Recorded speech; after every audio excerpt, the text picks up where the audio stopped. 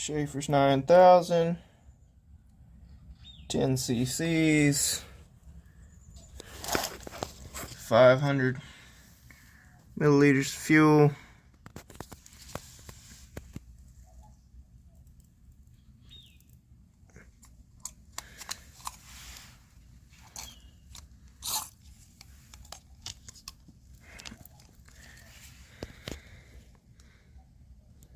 Let's see what the bottle has to say. Engineered for power valves, ATVs, snowmobiles, personal watercraft. There's the specs it meets: TCW3, JSO FC, JSO FD, ISO L, EGC, EGD, and API TC. So that's pretty much an all-in-one there. It seems like it can go in your dirt bike, four-wheeler, snowmobile, jet ski, and your outdoor power equipment.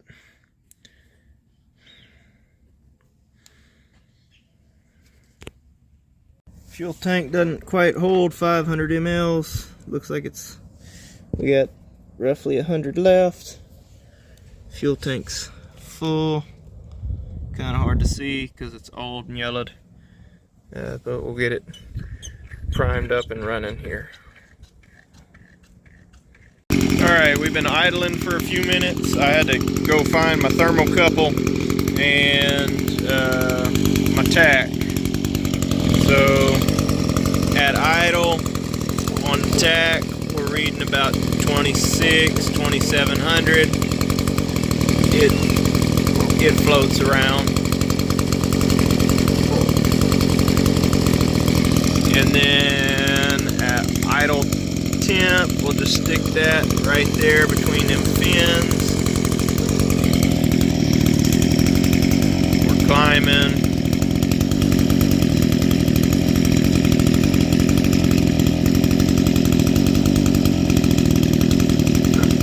That'll probably take a minute. So now I need to get my zip tie and pin the throttle. Or maybe not, maybe it's just 117 right there. Alright, let's go grab a zip tie.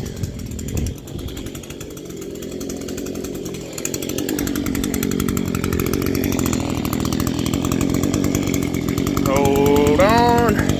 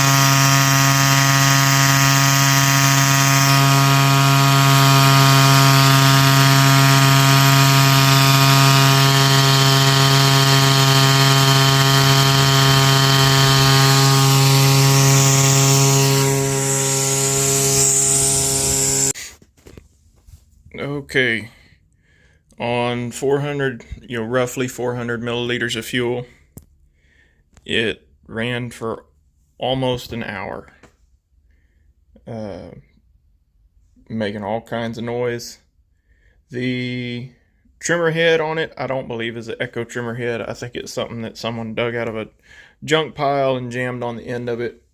It's probably going to have to get swapped out because it started leaking grease, which means the bearings in it aren't long for this world.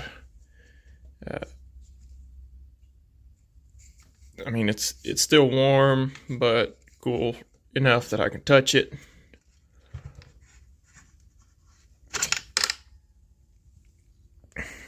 And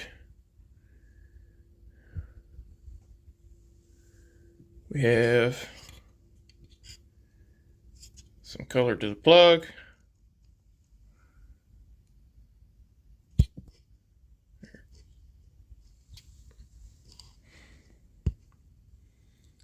Color to the plug, that's about right. A little bit of carbon in the chamber. There's no squish band. You're going to get carbon in a chamber that doesn't have a squish band. It's just going to happen. We already established that the cylinder really wasn't the best. I'll pull the exhaust off there in a minute. Looking in the case, not seeing a whole lot going on in there. I mean, it's just a really thin film of oil. Rod's got a little bit of oil on it.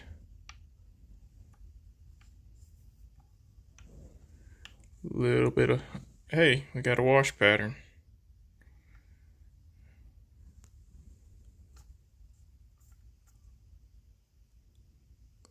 But it's very clean. You can still kind of see my sanding marks on the exhaust side. The little scuff in the ring was already there.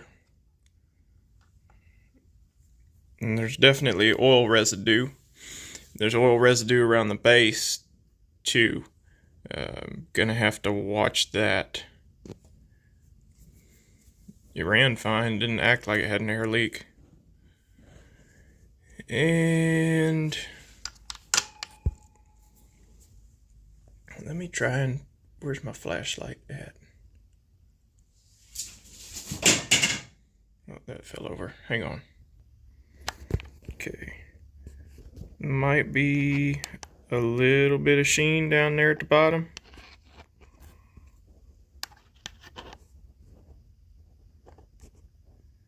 Yeah, it's a little wet. Overall, and this was a 50-to-1 test. Pretty much anyone that's doing 50-to-1 tests can tell you the same thing. Doesn't appear to be the way to go. There is residual lubrication left on parts, but it's not exactly what I like to see. Part of why I run all my equipment at 40-to-1. Is it clean? Yes. So tomorrow I'll repeat this test at 40-to-1, and then I believe that the next contender that I'm seeing is people want to see HP2 Honda.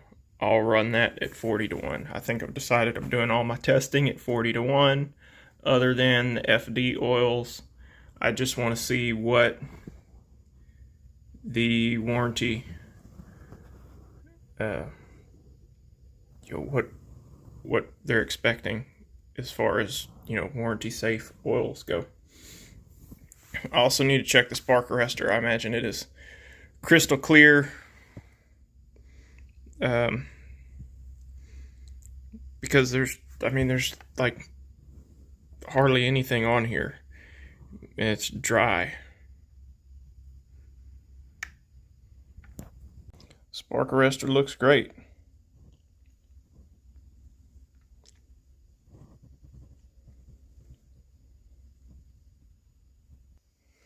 There's a little bit in the exhaust port, but it's wet. So typically like to see that if you're in it for longevity and your exhaust port has shine on it, that means that that oil is making it through there. It's making it through your whole engine without totally vaporizing.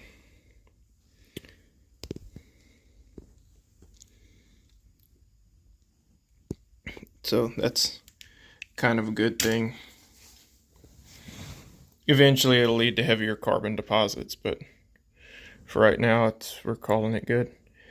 So there you go. Schaeffer's 9000 at 50 to 1.